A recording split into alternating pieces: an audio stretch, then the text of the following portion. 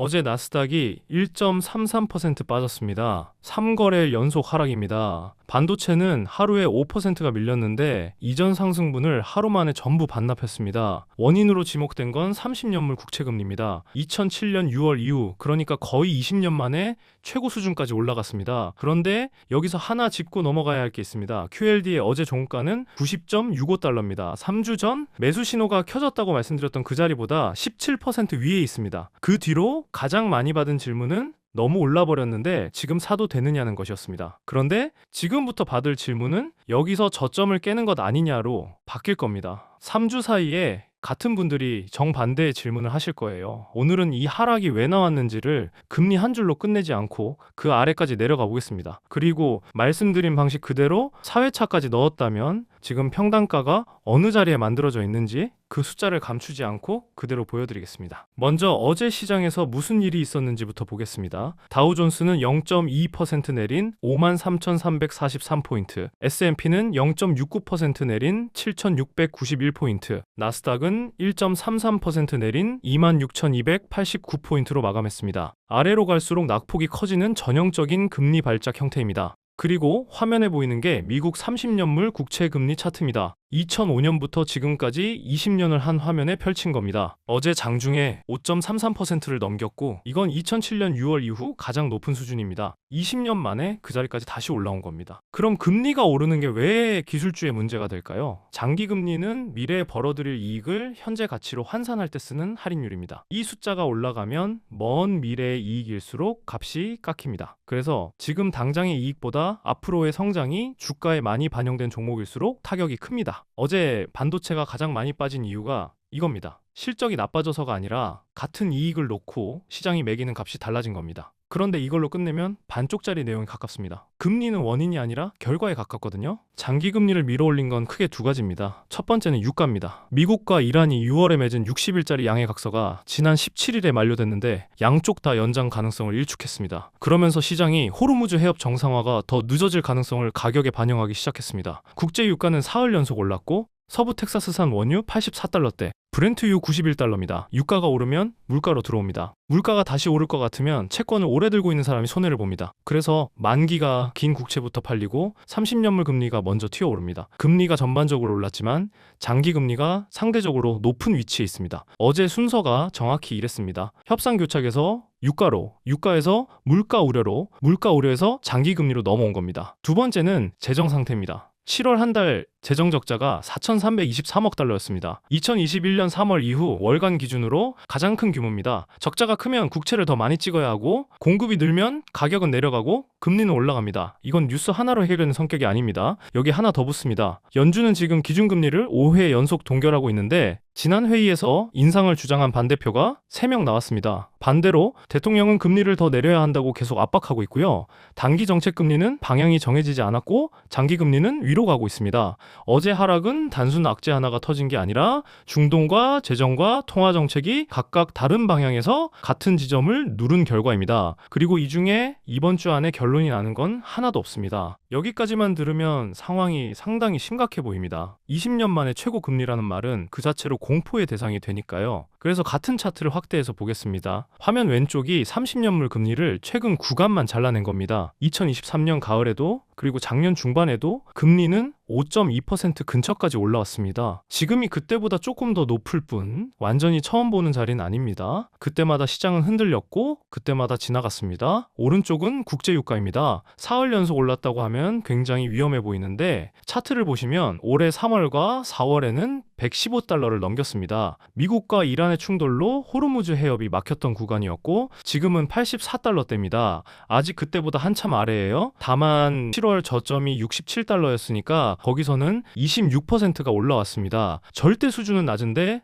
방향이 위로 꺾였다. 이게 정확한 표현입니다. 그럼 월간은 이 상황을 어떻게 볼까요? 결론부터 말씀드리면 여러 시각으로 갈려 있습니다. 3주 전 반도체가 급락했을 때 한쪽에서는 AI 투자의 경제성을 시장이 다시 계산하기 시작했다며 추가 조정을 경고했습니다. 다른 쪽에서는 AI 수요가 꺾였다는 증거는 아직 없고 지금 나타나는 건 기술적인 되돌림에 가깝다며 장기 투자자에게는 오히려 매수 기회라고 맞섰습니다. 3주가 지났는데 이 논쟁은 아직 안 끝났습니다. 그냥 안 끝난 정도가 아니라 하루 단위로 방향이 뒤집히고 있습니다. 그저께만 해도 메모리 관련주가 4%에서 9%씩 올랐습니다. 그런데 어제는 개장 전부터 밀리기 시작해서 그 상승분을 그대로 되돌렸습니다. 어떤 종목은 5거래일 동안 35%가 오른 상태였고요. 이걸 하루 종일 들여다보는 게 직업인 사람들도 이렇습니다. 그래서 질문을 하나 드리겠습니다. 화면에 4가지 경우를 그려놨습니다. 전부 어제 종가 90.65달러에서 출발합니다. 첫 번째는 조정 없이 그대로 올라가는 경우입니다. 6월 고점을 뚫고 계속 갑니다. 두 번째는 고점 근처까지 올라갔다가 한 번 조정을 받고 다시 올라가는 경우입니다. 세 번째는 7월 말 저점 근처인 77달러대까지 밀렸다가 거기서 반등하는 경우입니다. 네 번째는 그 저점을 아래로 깨고 한 번 반등했다가 다시 더 빠지는 경우입니다. 여기서 세 번째와 네 번째를 나란히 놓고 보시면 좋겠습니다. 처음 한 달은 모양이 거의 똑같습니다. 하나는 바닥을 찍고 올라가고 하나는 거기서 더 내려갑니다. 그런데 지금 이 자리에서 둘을 구분할 방법은 없을 뿐더러 어떤 방향의 확률이 높다고 해서 확신할 수는 없습니다. 앞에서 보신 것처럼 양쪽 다 근거가 있기 때문입니다. 금리와 유가는 실제로 부담이고 AI 수요가 꺾인 증거가 없다는 것도 사실입니다. 시장은 매일 매시간 달라집니다. 그런데도 이 중 하나를 확신하고 큰 금액을 한 번에 넣는 습관이 생기면 그때부터는 아무리 장기 투자를 하겠다고 마음먹어도 실제로는 단기 방향에 베팅한 사람이 됩니다. 그럼 확신하지 않은 사람은 지금 어떤 상태일까요? 화면이 그 결과입니다. 7월 30일 영상에서 매수 신호가 켜졌다고 말씀드렸고 그 전날인 7월 29일 종가부터 시작해서 매주 한 번씩 같은 금액을 넣었다면 이렇게 됩니다. 8월 3일, 8월 10일, 8월 17일까지 해서 총 4회입니다. 평단가는 86.95달러가 만들어졌습니다. 어제 종가 기준으로 4.26% 수익 중입니다. 100달러는 계산을 위한 기본 수치일 뿐이니 본인 매수 금액에 맞게 대입해서 보시면 됩니다. 여기서 주목하실 부분이 있습니다. 가격이 77.58달러였는데 평단가는 86.95달러입니다. 12%가 올라갔습니다. 4회 중에 2번을 90달러 위에서 샀기 때문입니다. 반등하는 걸 뻔히 보면서 계속 산 겁니다. 3주 동안 오르는 화면을 보면서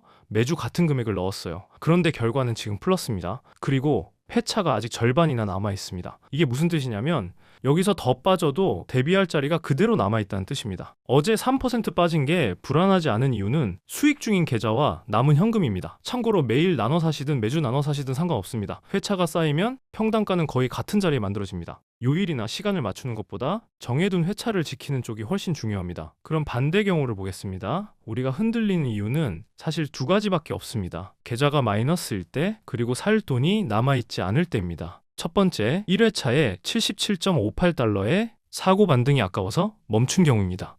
100달러를 넣었고 지금 16.8% 수익입니다. 수익률만 보면 훨씬 좋습니다. 그런데 실제로 손에 쥔 이익을 보면 약 16.85달러입니다. 4회를 다 넣은 쪽은 17.03달러고요. 거의 같습니다. 수익률은 4배 가까이 차이 나는데 실제 이익은 사실상 같다는 겁니다. 그리고 앞으로가 완전히 갈립니다. 여기서 QLD가 20% 오른다고 해보겠습니다. 1회차만 산 쪽은 이익이 약 40달러가 되고 4회를 다 넣은 쪽은 약 100달러가 됩니다. 수익률은 여전히 1회차 쪽이 높은데 통장에 찍히는 돈은 2배 반 차이가 납니다. 수익률이 아니라 수량이 다음 상승을 결정하기 때문입니다. 두 번째는 아예 안 사고 기다리다가 최근 고점 부근인 92에서 93달러대에서 400달러를 한 번에 넣은 경우입니다. 지금 마이너스 2% 안팎입니다. 같은 금액인데 한쪽은 플러스고 한쪽은 마이너스입니다. 종목을 고르는 실력 차이가 아닙니다. 기간에 맞춰 나눠 넣었느냐, 확신이 생긴 날 한 번에 넣었느냐의 차이입니다. 여기서 오늘의 핵심을 말씀드리겠습니다. 확신하고 크게 넣어서 맞히면 뭐가 좋아질까요?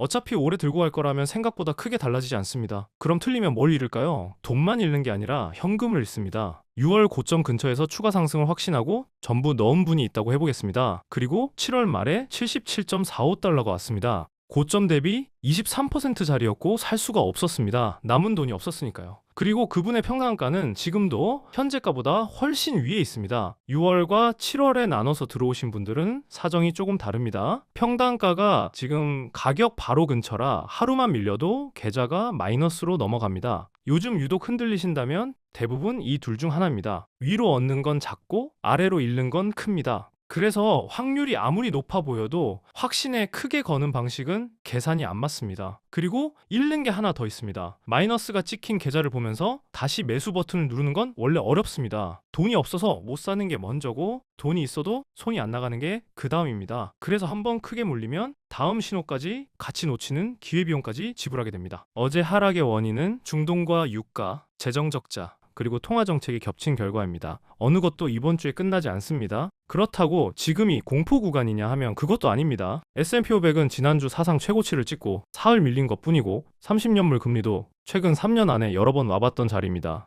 결국 우리는 하락하면 팔고 싶고 오를 땐 사고 싶습니다. 상승을 놓칠 것 같아서 서둘러 비중을 늘리고 막상 사고 나면 더 빠질 것 같아서 서둘러 매도하여 현금을 늘립니다. 이게 무한 반복입니다. 개인 투자자가 수익을 내기 어려운 이유는 실력이 부족해서가 아니라 주가 흐름 자체가 이 심리를 계속 건드리기 때문입니다. 저는 이미 레버리지 비중이 큰 편이라 정말 좋은 가격이 왔을 때만 나눠서 담는 쪽으로 운영합니다. 그런데 이건 제 상황에 맞춘 방식이지 모두에게 맞는 방식은 아닙니다. 매일 가격을 보면서 지금이라도 사야 하나, 더 오른다는데 들어가야 하나, 더 빠진다는데 정리해야 하나, 이런 생각이 계속 드신다면 좋은 가격을 찾는 것보다 월급날마다 적금처럼 같은 금액을 넣는 쪽이 멘탈에도 결과적으로도 훨씬 나을 겁니다. 매 순간 판단이 필요한 방식은 결국 판단이 흔들리는 날에 반드시 무너지게 되어 있습니다. 그리고 그날은 대부분 가격이 크게 하락하는 날입니다. 매수 기준과 여러 ETF 전략을 계속 정리해서 올리고 있으니 알림 설정해 두시면 바로 확인하실 수 있습니다. 감사합니다.